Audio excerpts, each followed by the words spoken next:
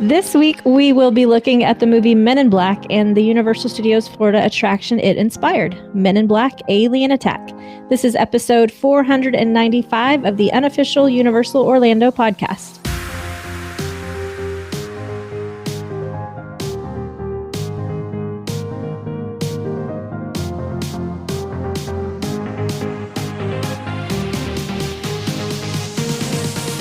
Hello, everybody. This is Michelle, your host for this week. With me, I have Lee Malaby. Hello, everyone. Tracy Malaby. Hello. Full names this week. I know, I'm in trouble. Chris Zavala. Agent C reporting for duty. Nice. This kind of goes off last week's episode. They better not get rid of this attraction. Oh, no. But if they do, this is our homage to it. Yes. We're not even going to put that out in the universe. No. It is not going anywhere. So as always, before we get into our discussion, let's share a few details.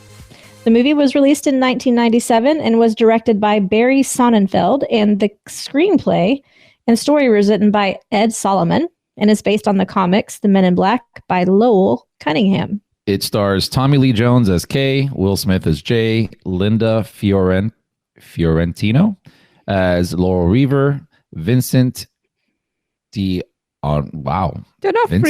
Is that okay? Those apostrophes just kill me.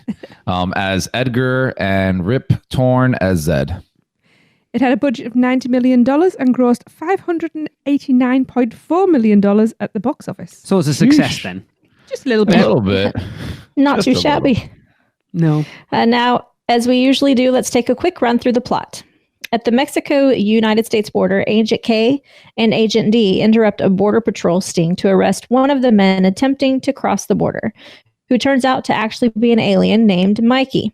K is forced to shoot Mikey when he attempts to attack the border patrol, as D was unable to act in time, which prompts D to realize he has gotten too old for his job and must retire. Yeah, I feel like that every day, to be fair. Such a great Every time opening. I open my eyes in bed, I'm like, ugh. With the, is it the mosquito? What is it? It's a moth or something like flying and splatters on there. Oh, yeah. Such a good opening. Yeah. And that Danny Elfman music, just his stuff just it kind of all sounds the same, but is all different. Yeah, it's like John Williams. Yeah. Because you can hear Beetlejuice tones in there. He's got a unique style. Mm-hmm. NYPD officer James Darrell Edwards III chases and catches an unnaturally agile criminal who turns out to be a cephalopod, whose weapon disintegrates, leaving no trace of it. During Edwards' police interrogation, Kay arrives and scouts James as a potential new partner, impressed by his ability to chase down an alien. So the outfit that he is like, for the entire of this movie, I commented to Tracy, everything that Will Smith wears in this movie, because we watched it yesterday, is so 1990s, it is untrue. Yeah. He did point it all out constantly. So 1990s. But again, great intro to the film. Kind of takes itself... What I like about Men in Black is, for all it's a comedy, it does take itself semi-seriously, which I think really works for it. I agree. Mm-hmm. Kay explains to James that their organisation, the Men in Black, was founded after first contact was made with aliens in 1961. At this time, Earth was established as a politically neutral zone for alien refugees. The Men in Black is a secret organisation that monitors and polices these aliens and controls possible public sightings with neuralizers, which erase memories for anyone who witnesses alien activities. After meeting an alien arms dealer and identifying the alien weapon, James agrees to join the organisation, and he's appointed Agent J, and his civilian identity is erased from government records. This little bit of blurb compact so much of the movie. It really I was going to say, does. we skipped the room where he does all the tests. Oh, I love that. Which is such a classic scene. Yeah. And which we'll maybe talk about a bit later with the ride, but the ride, that portion where they do the training bit right at the beginning, is that section from the film perfectly. Mm-hmm. Yeah, it is. Yeah. Perfectly. But what I love is the arms dealer, Tony Shalhoub. I love him anywhere. And when he gets his head blown off, his eyes are already wonky, and then Kay shoots his head, and it grows back. You insensitive. and his eyes are even more wonky when it comes back. So it's like, how many times has he been shot in the head? Because obviously his eyes get wonkier every time his head grows back. Yeah, it was great. I don't think Krista has ever watched this movie all the way through, and she walked in the room while I was watching it yesterday during the scene, and she saw the little aliens in the coffee room. Oh yeah. And she was like, "Oh my gosh, it makes sense now." Bless her. And I still love the bit where they're filling the form in, and he pulls the table over, and he's laughing. He's like, "What are you laughing at?" And he's like, "Mr. Captain America over here is like best of the best of the best," and he has no clue why we're here. The whole thing's just... It's brilliant. Will Smith at his absolute best. I agree. Meanwhile, in upstate New York, an alien crash lands and kills a farmer named Egger, apparently, if you pronounce it in upstate New York, and inhabits his skin as a disguise. J&K investigate the crash site to discover this alien is a bug, a species of cockroach-like aliens that are extremely dangerous. The bug kills 2 aliens in a restaurant who are disguised as humans, and their remains are sent to the police morgue, overseen by coroner Laurel Weaver. Again, so much crammed into a tiny little blurb. The bug kills 2 aliens in a restaurant. That really understates the whole thing there. Yeah, but that's what happens. Misses a little portion of the movie that's kind of important. Yeah. It's funny because I have become Vincent D'Onofrio has become Kingpin for me. That's what I see. So then to see Private Pile for me. To see him in this, he's so young, but absolutely brilliant. I love Vincent D'Onofrio, and he is, like Chris, you said before we started recording about when it's like you've got to say, that's my favourite bit. Is that better? Oh. When his wife complains, his skin's hanging off his bones. Oh, that's so good. Wow. And he just gets like his skin starts to decompose as it goes on. Worse. Right. Yes. He is so he's good amazing. in that role. No, he is. You know, obviously Will Smith is phenomenal. Everybody's good in that movie, but he kind of steals it. Yeah, just the way he acts. Yeah, like because you when they cast him, it's like, oh, you got to act like you're a bug that's taken over skin. And he does it so perfectly. But it's after this scene where he's killed those 2 in the restaurant. He's out, he's run, and he's slowed down. He walks past somebody, and obviously he's got all these jerky movements because. This body's probably going to rigor mortis and he doesn't know how to control it. And it's that, and I swear it must have been ad-libbed because somebody like looks at him as a walk past and he kind of does this creaky bend and this like salute. Yes. And every time I just cry laughing. It's absolutely genius. I think he's one of them. He's completely underrated. Really but then is. You look at the stuff like he's really good in this. Again, you mentioned Private Pile. That's one of my all-time favourites. Full Metal Jacket is amazing. And then Kingpin in Daredevil, he is amazing. Yeah, he's certainly not pigeonholed himself. But in this, he's just, I agree with what you said. He steals the show completely. Jay and Kay inspect the bodies, but it is Jay and Laurel who accidentally open the head of one, revealing a small dying alien in a control cockpit. The alien tells them to prevent war. The galaxy is on Orion's belt before dying. Kay neuralizes Laurel and tells Jay that this man was Rosenberg, an Archilian and one of their royal family. They head to a newsstand to question informant Frank the Pug, who explains that Rosenberg was the guardian of a galaxy that is a precious source of subatomic energy. The bug killed Rosenberg to acquire it so that the bugs may destroy the Archilians. So all the crappy news tabloids are like the actual news. I love that. Yeah. It's so good. Yeah. We used to have one over here called the Sunday Sport, and it was all that type of stuff. Just absolute crap. National Enquirer? Yeah. I used to buy that. But he's like, oh yeah. So amusing. When they walk up to the newsstand and there's like that goth kind of white-haired metaler dude. And he's like, oh yeah, he definitely looks like an alien. And then Frank the Pug's like, what are you looking at? And he picks him up and shakes him. It's when he's shaking him going, so funny. Frank. All right. Frank also tells the 2 that the galaxy is on Earth and will be difficult to find as it is very small. At this point, an Archilian warship enters Earth's orbit and issues an ultimatum to MIB. Give them the galaxy. Jay deduces the galaxy is in a jewel on the collar of Rosenberg's cat, who is named Orion. Of course. Yes. The bug has made the same deduction and arrived at the morgue first and takes the galaxy and flees with Laurel, swallowing the galaxy. The Archilians, who are willing to destroy the galaxy rather than let the bugs have it, warn MIB that they have a standard galactic week or 1 hour Not to true. recover the galaxy or they will destroy Earth. Of course. Yeah. I mean, There's not a lot happens in that scene, is there really? nah. No. With all other transports locked down, Jay realizes the Bug's only escape is the observation towers of the New York State Pavilion at Flushing Meadows, which was built for the 1964 New York World's Fair to disguise two real flying saucers. Before we get to that point, because it's not even in here, is how they get to there in the Ford POS. Oh, And it's time to push the red button. And my favourite line in the entire film happens in that sequence when he puts the 8-track on and Jay says to Kay, you know Elvis is dead, right? And he goes, no, Elvis isn't dead. He just went home. Yes. The Bug attempts to take off, but Jay and Kay shoot down the ship, and the Bug sheds Edgar's skin and reveals its true form and swallows Jay and Kay's guns. Kay has a plan and gets the Bug to swallow him.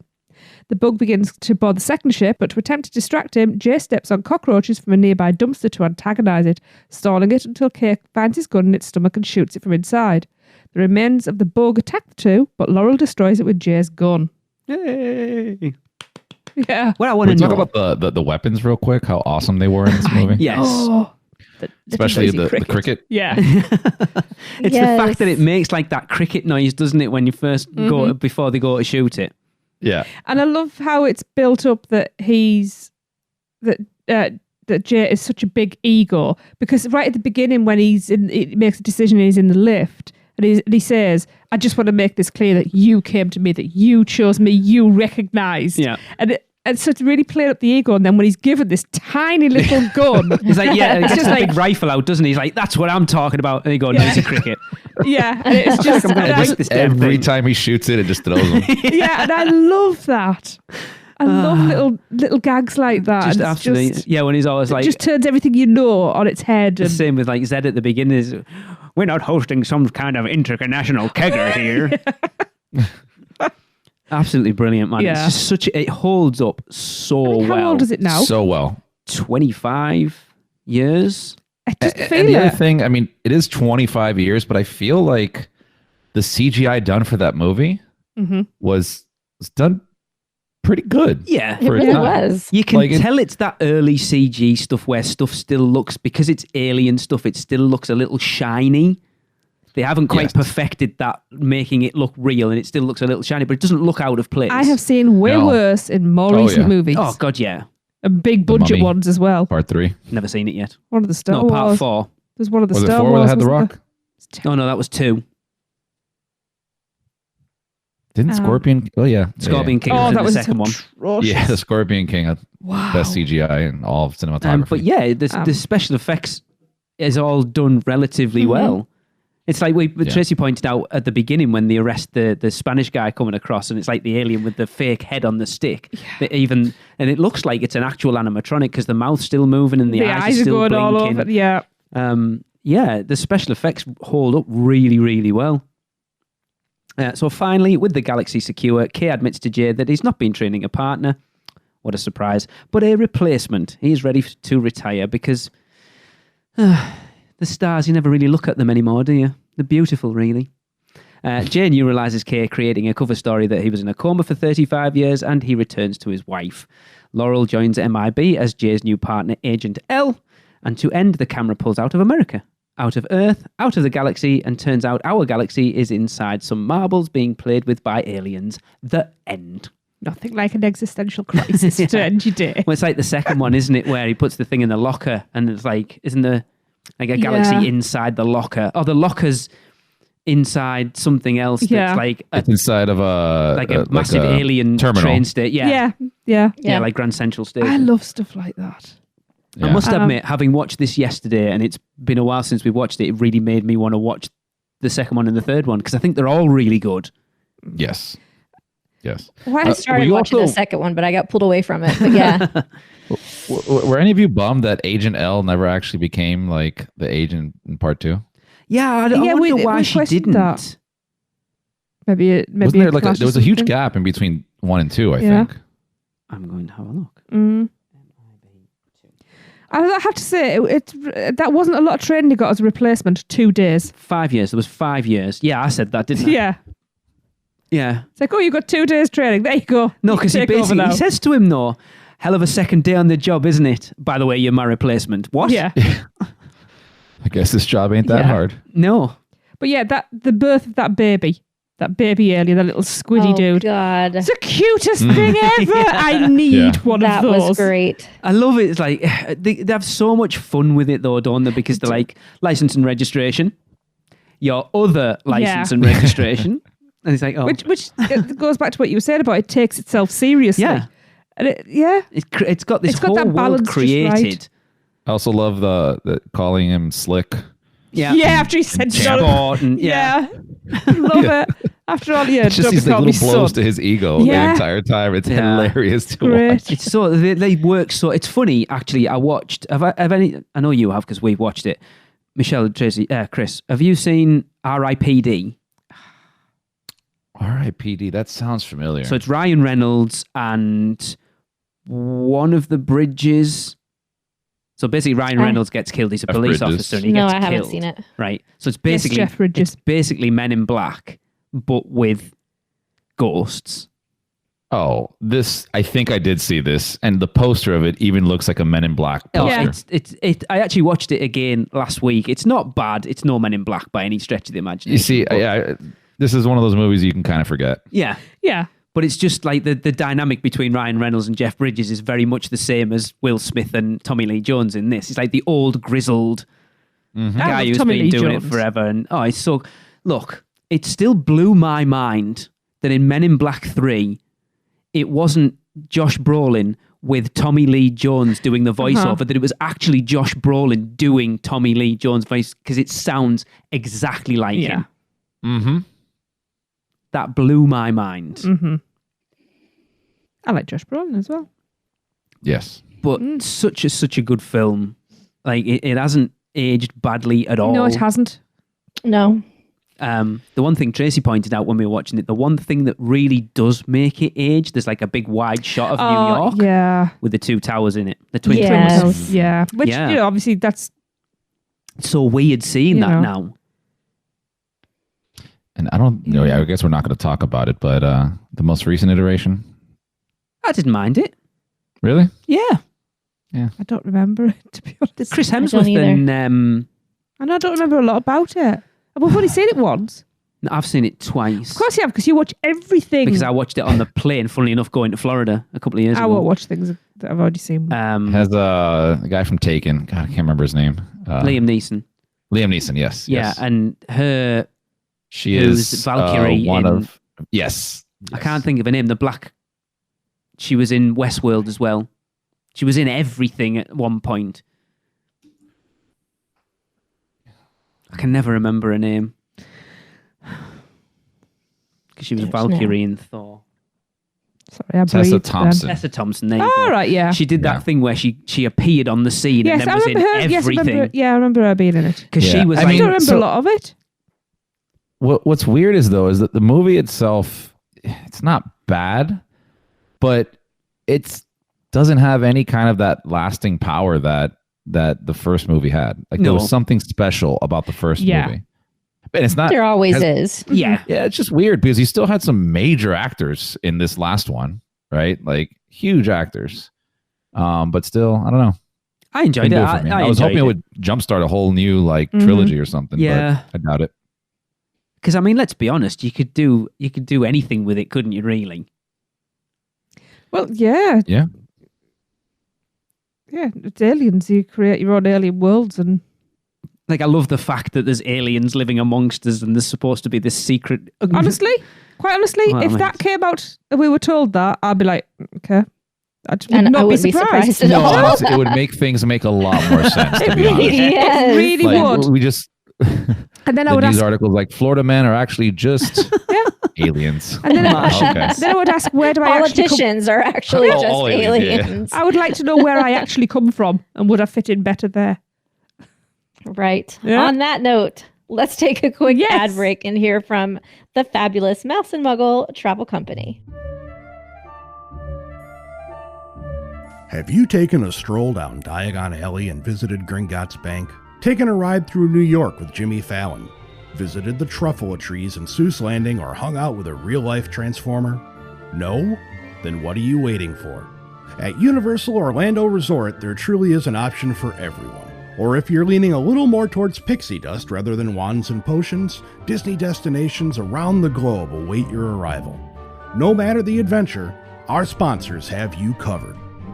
Be sure to let the experts at Mouse and Muggle Travel Company take care of all your travel needs, earning the distinction of being an earmarked agency specializing in Disney destinations, as well as becoming one of the first to be named a U Preferred agency with Universal Parks and Resorts Vacations. Mouse and Muggle Travel Company will ensure you receive top-rated customer service. Just visit mouseandmuggle.com to fill out a no-obligation quote request, or send your request to info@mouseandmuggle.com. Their team can take care of you no matter where in the world you want to go. With a flick of their wand and a little bit of pixie dust, the process will be so seamless, some might even say it's simply magical. Welcome back, everybody. Thank you for joining us for this latest presentation of the Universe and You. Welcome to The Universe and You. Since the beginning of recorded time, man has searched the cosmos, reached deep into the secrets of the universe, searching for evidence of life from other galaxies. Are we alone? Join us now as we take you on a fantastic... Security clearance granted. Hurry up, rookies. We ain't got all day. Come on, hustle. Time's a-wasting, scrubs. Move it or lose it. Doors are closing. Greetings, rookies. Zed here. Sorry about all this phony theme park nonsense. Welcome to Men in Black Agent Training, where we'll find out if you're the best of the best. But by the looks of you, don't get your hopes up. This ain't no cakewalk. Zed out. This, of course, is the pre-show to Men in Black Alien Attack, which opened at Universal Studios Florida on April 14th, 2000, and cost $70 million to construct. Again, after having the conversation we had with Zane 2 weeks ago, let's just take that figure with a pinch of salt. Yeah. But I can well imagine it. Pocket change. So that attraction now is 22 years old this year. Wow. I mean, they got their money's worth. Shh. Yes, stop. Shh. As you heard earlier, the pre-show is where you will start by approaching the building under the guise of visiting an exhibit called The Universe and You, Are We Alone? Which has been transplanted from 1964 New York World's Fair. The exterior queue is flanked by posters advertising extraterrestrial activity and speakers giving updates on the fair. Guests are then ushered into the building and into the retro modern exhibit. The narration is cut short by MIB's chief, Zed, voiced by Rip Torn. Oh, me as it was earlier. Yes. Was it really? I thought it really was Rip Torn. Yeah, no, it was terrible. He is terminating the false program and issuing the recruits into Men in Black headquarters. One of the walls of the exhibit splits, opening up into an elevator which travels into MIB headquarters. Guests with express pass bypass the elevator through a separate entrance, while single riders follow a third queue. Can we talk about that elevator sequence when done correctly by a amazing team member who knows what he is doing? Amazing. Yes. There is no pre-show at Universal better than that one. No, I agree. Wasn't it the Weekender where we actually did the pre-show and it was like he actually went behind and came out? Because if they do it properly, he should disappear behind a curtain. Yep. And then when the doors open, he should be in the elevator. Yes. And it rarely happens. But at the Weekender, it was the perfect Did storm. we ask for that? Nope. It was just serendipity. It was just serendipity. Wow. Yes, so a training video is seen overhead in the queue explaining how to use the blasters. Greg Berger, who was the second voice of Agent K in Men in Black the series, provides the video narration. Meet MIB agents in training, Doofus and Do-Right. Doofus does things his own way and often inconveniences those around him, but Do-Right knows the importance of following the rules and doing things the right way. Upon exiting the elevator, guests enter a hallway within the secret MIB headquarters. Traveling down the hall, they pass the film's famous worm guys on break. Oh, hey, look. It's Zed's new MIB recruits. Man, looks like someone's scraping the bottom of the human resource pool. Am I going to get done for cultural appropriation if I do a dodgy Mexican accent Yes. here? Check this out. Take me to your leader. Yeah, and live long and eat your vegetables. Hey, you rookies know what MIB stands for? More insect bait. Yeah, mentally impaired bug food. That was not very hysterical. Oh my God. Several interactive doors to various labs and through the alien scanners. At the end of the hallway, guests overlook the immigration and controls room with a large video screen broadcasting the training information and alien twins, Bob and Benax. Is that how you pronounce that? Isn't it? I don't know. Like, He said like That's what squeedle it's like some weird noise, right? Yeah, it's like because he said like squeedle something in the Already operating controls. They then move into the weapons room and finally into the training facility where a training vehicle awaits. Guests who are using an express pass skip some rooms and meet the normal riders when they see the alien twins in the control rooms, then follow the normal riders, but in a different path. We've completely skipped the fact that the immigration room, by the way. Yes. Like, Oh, yeah. we Yes. got to do the immigration room before it was a thing. Before everyone did the... Like, I'm going to humble brag. I'm actually going to humble brag. We got to go into the immigration room before all the hangers-on went, oh, we've Yes. been in the immigration room. We've been down there twice now. We've been down there twice now, yes. Because we're special. Back in 2013 was the first time we went in Yeah, there. Because that was we had a team cool. member friend who's like, fancy going down the immigration room? We were like, hell yeah. Yeah. Don't forget Yeah. to fill in your forms. I've still got mine somewhere. Pitted against another team of players riding on a separate vehicle, the recruits board their training vehicles equipped with laser guns called S4 alienators and proceed into the training room, blasting at cardboard cutouts and crudely drawn images of aliens amid flashing red lights. And as we said, the perfect replica of Oh, the it is. training section at the beginning of the movie. Yes. Yes. I love that whole scene. All right, hotshots, let's see what you got. Best of the best in your dreams. Now advancing to training level 2. However, minutes after the training has begun, MIB's chief, Zed, informs the trainees that an alien prison ship has crash landed the middle of New York City. Emergency! Training sequence aborted. All agents report for duty immediately. The guns are then set to full power as the trainees are instantly sent to battle aliens in New York, attempting to score as many points as they can by shooting the aliens in their vulnerable areas. Ooh. Oh, their eyes and shoulders. Yes, yes. Aliens vary from large, plain-in-sight creatures to small ones hiding in windows and bushes. Certain aliens will fire back, causing the cart to spin out of control. Weapons overload. Temperature readings approaching critical. It's getting a bit hairy out there. Better split up. The two vehicles now split up and head down two different side alleys, only to be ambushed by aliens. Please, don't shoot! Don't shoot! Have mercy! I have no weapons! I'm unarmed! 6 against 1, eh? Fire! Perfect. After exiting the ambush, the two head-to-head vehicles face each other and pass on either side of a large green scanner. And of course, the ambush bit is where the camera is, if you want to know. Yes. For those who don't know where it is, but you should do by now if you've written it. Just got a report that some bugs have infiltrated the MIB fleet, so we've set up an X-ray checkpoint in that tunnel up ahead. This won't hurt a bit. Bioscan initiated.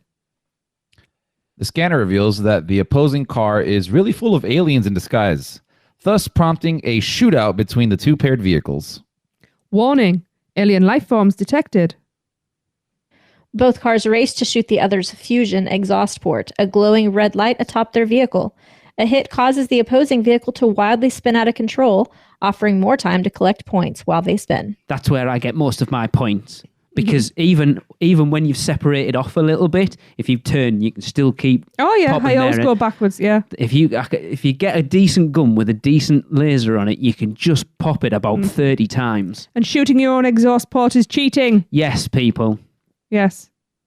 The battle between the cars comes to an end when Agent J, played by Will Smith, who knew, appears on a giant television screen in Times Square, alerting riders. Patch me to Times Square. All right, listen up. This will be on the test. We're picking up on the trail of a huge bug nearby, so this ain't no kidding around now. If you're carrying any whoop-ass on you, then break it out.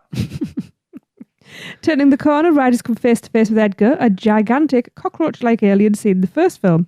The animatronic bug in the ride stands at 30 feet, which is 9.1 meters tall. It measures 50 feet, which is 15 meters wide, has 8 foot long, or 2.4 meter teeth, and 20 foot long, which is 6.1 meter claws. Wow. The bug is immune to to the weak gun's laser fire, so Zed orders the riders to press the much-dreaded red button, which activates the subatomic thermonuclear disruptor. Jiminy Christmas! Your weapons won't do any good. Only one thing left to do. Push the red button! There is a small window of time when the button is effective, and the first rider who presses the button during this window is granted a 100,000-point bonus. Both cars enter the bug's mouth and spin out of control amid fog and strobe flashes. Soon there is silence, followed by a belching. Sorry, that's usually me. Still open to debate of whether only one person in the car can get that 100,000. It's not open to debate. You can get more than one. Yeah, You we've can, done it. yeah. 100%. Yeah. I don't know how to do it, but you can do it because we've done it before. Okay. They need to refurb these vehicles because there's no rhyme or reason to it. Yeah. It probably is like a glitch in there. It's probably not meant to do Yeah, that. people. Maybe if two people do hit at that exact moment. I'm trying to remember because we asked Dave about it when we had him on, Dave Cobb, and he did tell us, and I can't remember what he said ago, now. Wasn't it? It was 100 episodes ago. It was 150 episodes ago, actually. Jeez, we're getting old. During the wind down, both teams have their scores averaged and are given one of three rankings: Bug Bait, Cosmically Average, or Galactic Defender. The two vehicles separate to view the final scene. Bug Bait or Cosmically Average teams are shown an alien coach saying, basically, you zigged when you should have zagged. You got to learn when to run and gun and when to lock up and load, baby. Try again. A Galactic Defender team pulls up to an alien tailor, finishing a black suit and telling the riders, your suits will be ready next Wednesday. These various combinations allow for 35 different endings. There's different endings. I've only ever seen 35 different endings. I've only ever seen one. Yeah. Well, it probably means like on the screen, he's like doing different things. It's like, you guys are like, woo, and you guys are woo. Yeah. Woo, woo. And then there's like different videos you can see. It just depends how good or how bad you are. You'll only ever see one or two. Yeah. I literally just realized that which side you go on at the end depends on your score. I didn't know that. Wait. Huh? Oh, you mean like which way the vehicle turns? Yeah, whether it goes to the tailor or whether it goes to the... Oh, yeah. Because wasn't it Dave Cobb that actually did the, your suit will be ready next Wednesday? Yeah. I think he said he actually did that line, didn't he? Yeah. Agent J comments on the team's performance, offering bug bait teams a condescending better luck next time, cosmically average teams not bad but not good enough, and praising Galactic Defender teams that was pretty hot. I can't do accents. The Agent J neuralizes both teams regardless, and the vehicles re-enter the retro-themed atrium with the Universe New logo on the wall in front of them. I really wish they would have taken the picture at this point. Yeah. Yeah. Like it's perfect timing, just like in the Spider-Man ride where he takes a picture of you. I think that Spider-Man one was supposed to be there. They just never implemented. But yes, when he does the flashy thing, would make perfect sense. Yeah. And so through centuries of exploration, it has been scientifically proven that man is indeed alone in the universe. Aliens are but science fiction, but man's quest for the galaxy is forever science fact. So with the big question answered, are we alone? Of course we are. Riders exit into the Men in Black gift shop to the sounds of Will Smith with the Men in Black theme. If you want to hear even more about the attraction, check out our interview with one of the creators of the ride, Dave Cobb, back on episode 346. There you go. See, it was 149 episodes ago. Wow. Jeez. For those who aren't very good, here are some tips shared by Universal themselves. If you hold down the button of your laser, it'll go on an endless shoot cycle. Plus, every 10 shots earns you 1,000 points. So there's no need to tire out that zapping finger with repeated presses. Because if I remember rightly, didn't Alicia test it out? She did the whole ride just with the gun pointing down in the car and the trigger pressed to see how many points she got. And she got something like 40,000 points or something from literally doing nothing. It might be more. It might have been more. Sounds like a participation trophy to me. All aliens are not created equal. Different aliens score you different points.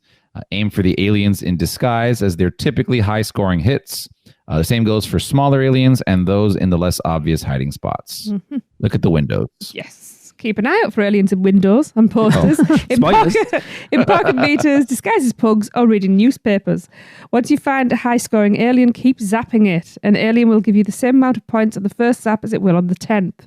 It may be tricky with the movement, but a sharpshooting agent can score big multiple times with just one target. Unless you get a crappy gun, or one that doesn't work, or it's just having an off day. Yeah. Now, also something to keep in mind, if it glows, it's probably for a reason. This goes for the Fusion Exhaust Port 2. There are 2 tracks, a red track and a green track, and your ability to hit different targets changes depending on which track you're on.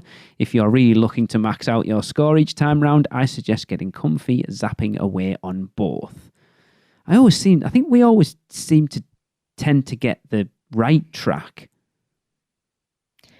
Which that is the one that allows you to shoot Frank the Pug. Yes. So that's a good one to be on. I still don't think I've ever Apparently, seen when I spoke to the team members, they said the left track is the easier one to get. To max out. The max, yeah. And by left to right, you guys mean like when you're looking at it from the loading area, or when you're heading out on the right? When you're heading out on the ride. When you're sitting on the ride, yeah. Oh, yeah. Sorry, that's the track. The right track is the easier one, apparently, too. To max out on, okay, that's interesting. Yeah. That's after they did that whole challenge between employees to see who had better scores. Chris, what's your highest score? I have it there somewhere. 7 something. Wow. Dang, that's good. I have not been able to get up that high again. But yeah, that was a very good gun. It honestly, like crazy, it just depends on the gun too. Because it really does, especially now. Yeah. And for me and Alexa, like we bet every time we ride. Loser buys a drink. But so it's a win-win then, basically. Yeah, we both get drinks, but it comes out of some pocket. But yeah, the trees are a really good spot for a lot of points. Michelle? Yes. I think in the 400s. Tracy, would you like to tell everyone what our highest scores are? We have maxed out. We have maxed out. We have maxed out. Was the ride broken down at any point? Well, that's semantics. Yeah, it was. It broke down just after the scanner. So I literally just sat there popping the exhaust port on the car opposite us. So it maxed out before we left that area. See, I want that just for the picture. Yeah. I don't actually think I took a picture of it. That was the thing. Did they do the score? They don't do the scores. No, but it means take it on you. Take a video, because I can never. Every time I've tried to take a picture of the score, it's always gone, right? Yeah. And every time you try, it's like, just take a video now. Yeah. Do you know? I can't remember whether my high score is in the 600 or 700. I think my highest 695 something or other. So you're higher than me. So I think I must be early 6s then. Man, I have some work to do. We are very, very competitive. Look, this is the ride that we have ridden the most in the world. Right? I wouldn't even say just in Orlando. There was one time, I think when we came over in 2005, where we just chucked our bag in a locker and did it 9 times in a row in the space of about 40 minutes. Ooh. Yeah. Because it was dead. The park was dead and we just went off, on, off, on. Well, off, they were just on, laughing off, at us, weren't they? on. I adore that ride. I wish it was longer. I wish the guns were better. I would stay on that ride all day. Literally all day. But it's, as Jesse said, we are so... It comes down to that competitive thing. But it's not like any other ride in the park, because it is different every time you go. Because it might be the same ride, but the fact that you're interacting with it makes it different every time you go on it. And there isn't another ride in the park like that. Agreed. There isn't. I just hope that it sticks around. You know, it's getting... It'd be interesting. It's got to be... Stop putting that in the universe. It's got to be one of the longest standing rides. I don't just mean now, in Universal Orlando's history. It's got to be one of the longest standing rides. E.T.'s still there. E.T. has to still be there because of Steven Spielberg. But what other ride has lasted 22 years? Jaws just about did. But then it closed a few times and it didn't work when it first opened. Kong will have done, 14 years? Yeah. I don't think, taking Islands of Adventure out of the equation. Yeah, I was going to say a lot of island stuff is because there it's for a long never time. been moved. But like you look at studios, is the one that's had the rotation the most. Yeah. I can't think of anything that's been there as long as that has, or that's lasted as long as that has. Other than just E.T. yeah, because there isn't. Like anything opening day will have been around, what we're talking, 30, 32 years this year. So there's only 18. I can't think of anything else that's still around that opened pre, like, 2004-ish. Like, Mummy's been there. It's a lasting ride because it doesn't matter if you know nothing about the movie. It's still like you're just shooting aliens and it's like you're playing a video game. Yeah, the IP is irrelevant. Yeah, it's one of those that the IP is irrelevant, but if you know the IP, then you'll get so much more out of it, but it doesn't matter if you don't. Yeah. Yeah. I would venture to say most kids these days don't have any idea what Men in Black is. Other than it's a ride at Universal. That's probably a true statement there. I did wonder, like what we talked about earlier with the new film coming out, whether that would have made them, I don't know, retheme it to the new one or chuck a bit of money at it. I'd like to think, they're going in, like the Mummy this year's 18 years old, that maybe after they've done the Mummy, maybe they'll guarantee it'll go down for when we're bloody over this year. Do you know what? If that happens, I am giving you the biggest bloody slap for putting it out in the universe. But it does need, we said it 2 years ago when we came, it desperately needs some TLC. It does. It even if it's just the guns cleaning. That's it, just the guns. Just the guns. Yeah. Because you can immediately tell, like right off the bat, if the gun's good or not. Lee's disgusting and sticks his finger in and cleans it. Oh yeah, little finger down the hole, and give it a clean out. Don't I feel sick? Are we talking about the Men in Black ride still, or? Yes. Move on. I'm feeling really... I am really feeling queasy. Move along.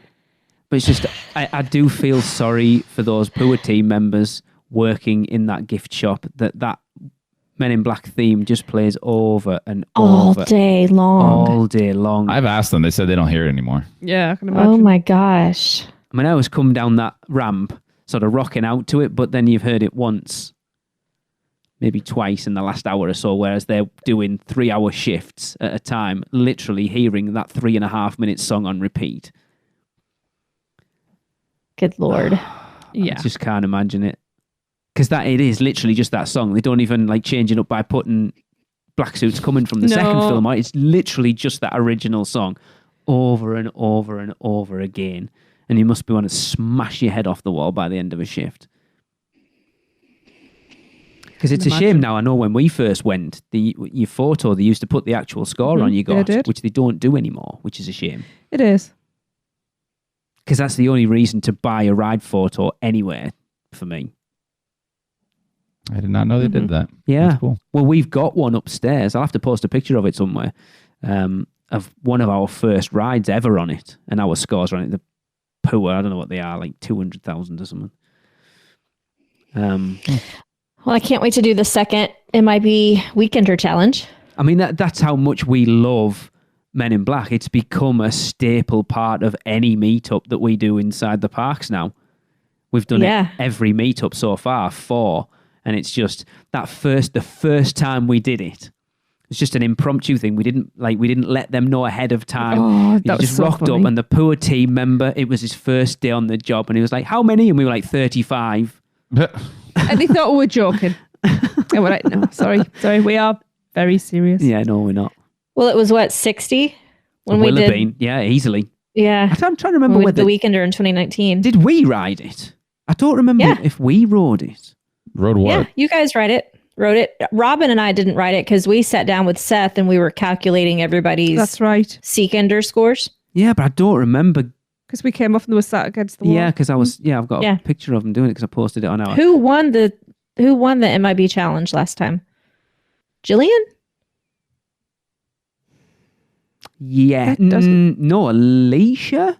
Joni made that Men in Black trophy coaster thing, and we met Alicia on the morning. getting off Rip Ride Rocket, and we gave her it. So I want to say Alicia, but I can't remember. Gillian might have come second. Yeah, it was between the two of them because I know that was one of the deciding factors of the Seekender winner. Or it might have been, it was either Gillian or Stephen. Right. So someone in the Dunn household. Yeah. Or was it Stephen that tanked their chances of getting I can't remember. that bonus? Like I don't remember. But it was now. so fun, guys. If you guys haven't already made the plan to join us, you guys have to go. I love how Michelle's so on much proper fun. marketing. It was. Yes. But yeah, that Men in Black Challenges part, I love. Like I say, it's an easy ride to get a ton of people on and everyone have a laugh. And it is such a great ride. Yeah. And I just hope that it sticks around. I would like to see them chuck some money at it and give it another 10 years. Yes, I would love that. Because, as I said, I think last week, it is still one of the most highly rated, like guest-rated attractions at the park. Because, like, who's going to go on it and Rewritability is go, amazing. if Fast and Furious is still sticking around, then that should be in there for a long time. And My only request is that they take away the lockers. yeah, Like, because let us take our dang bag on there because with you us. used to be able to. Just put the mesh. There Bags back used to be those mesh Yeah. pockets in the front of it. I don't understand why they changed Probably that. because a lot of people have loose stuff in the pockets that wouldn't go into a mesh bag. Yeah, No, but then but you just have keep it in your your stuff in your pockets. pockets. You Yeah, can keep your stuff in your pockets. it's only for a bag. Yeah. Which I don't would make un- you think, just keep your bag then, because that's not going to just fly off if you keep in the mesh. Yeah, I don't know why they Right. why they changed it. There'd I be mean, some literally, reason. guys, we can keep our bag on Rock and Roller Coaster at Disney and it goes upside down. Which is bizarre.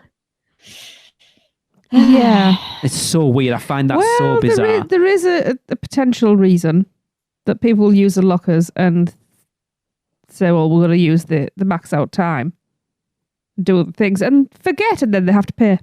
Well, that's on them. No, but it's a money making thing then, isn't it? For the I lockers. doubt that's the reason, but it's annoying. I don't like it.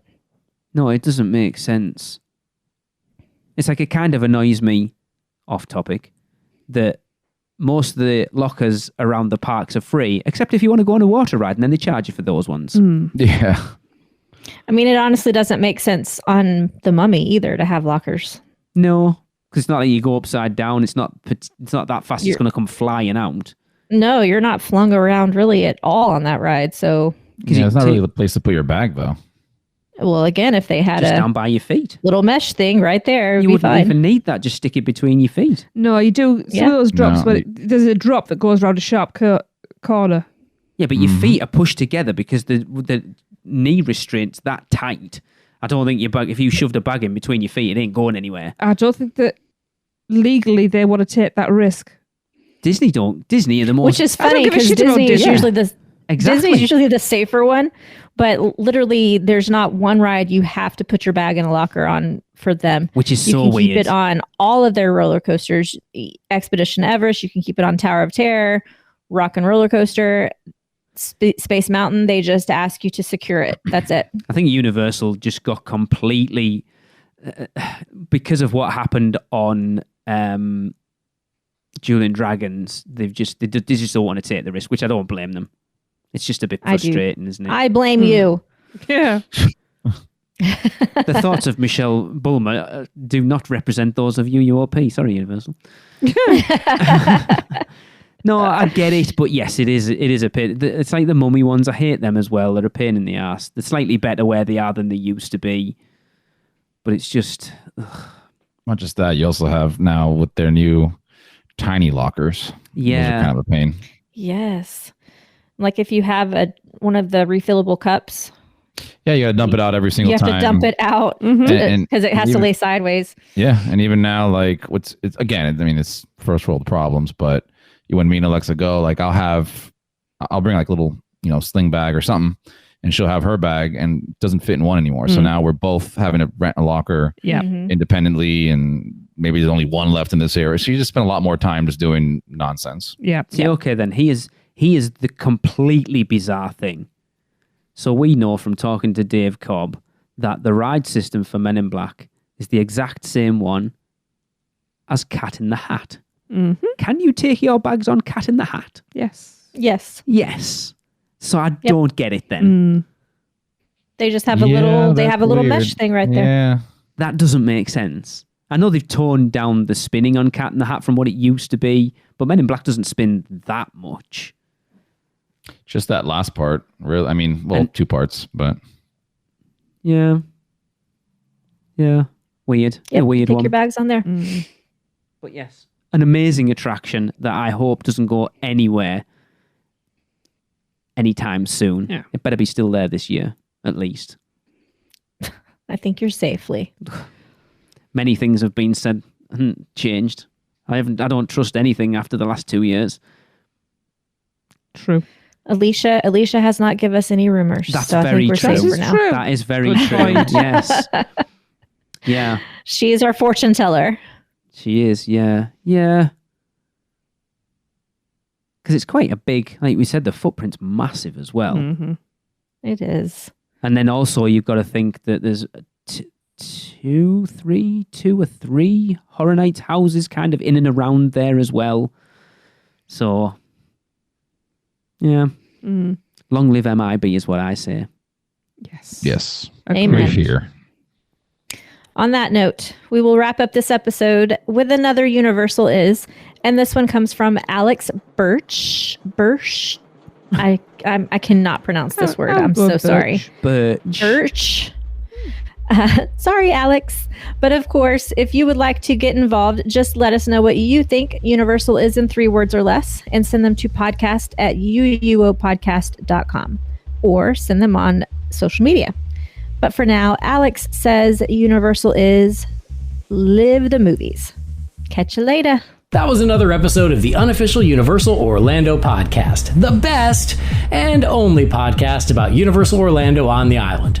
Check us out on social media, on Facebook, Instagram, Twitter, YouTube, and Pinterest. Just search UUO Podcast. For all the podcasts, news, and articles, check out our blog at uuopodcast.com. Send us your questions, comments, and listener debate submissions to podcast@uuopodcast.com. Join the Producers Club by emailing us at uuopproducers@gmail.com. Listen and subscribe to the podcast on Apple Podcasts, Spotify, Google Podcasts, Stitcher, and everywhere else podcasts are found. Check out our friends, the Theme Park Duo, for all your other theme park news, and use our awesome sponsors, Mouse and Muggle Travel Company, to book your next trip. So until next time, this is Amity 6. Call off the Marines. We're coming home.